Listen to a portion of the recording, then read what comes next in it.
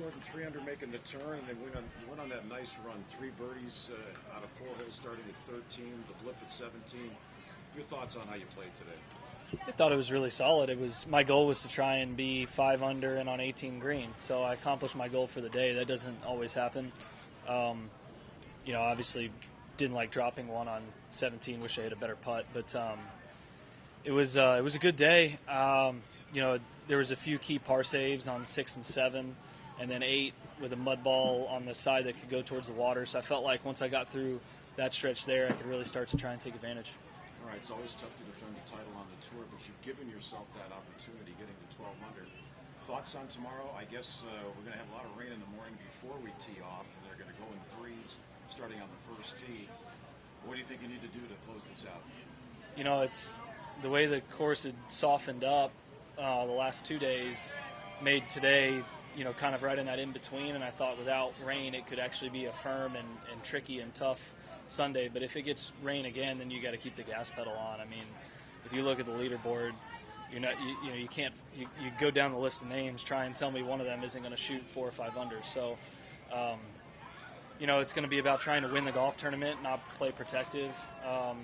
This course can make you try to chip shots or really be a little tentative just with how tight it is, but you just have to play freely tomorrow and look to make birdies. Give yourself a chance. Thank you. Tomorrow. Thanks. Yesterday you said you came into the round with an aggressive mindset. What was the mindset today? Yeah, pretty much the same. I hit some putts before the round, and the practice green was significantly faster, so I thought maybe they were stepping it up today, and as it firmed up, it was going to get a lot quicker and play tougher. But then it's the nice thing about going off late is you can see how the scoring is early, and there were some guys that were 5, 6, 7 under through 13, 14 holes, and when that's the case, it's out there, and so I changed to being probably a little bit more aggressive than I thought originally. Opportunity to defend tomorrow. Do you relish the opportunity to defend? Absolutely. I mean, anytime you have a chance on a Sunday, you've accomplished your goal for the week, and then it just becomes, go out there and get it done and try to separate yourself, and you're going to have nervous shots and pressure-packed shots, and that's where the fun is. For me, that's why I got into this gig. The ball's in your hands, and I've had plenty of times where it's worked out. I've had plenty of times where it doesn't, but each time I never regretted being in that situation.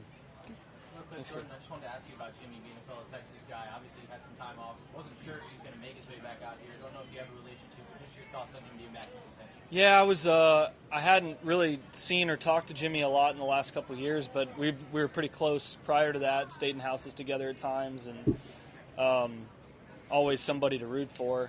And then obviously with his Lyme's disease, when that hit, I know it's been really hard on him. I know his wife had it too, and just a really tough gig given he was, he'd won a major, he was on top of the game, and I know he started working with my coach a bit, so I saw him a little bit maybe a couple years ago.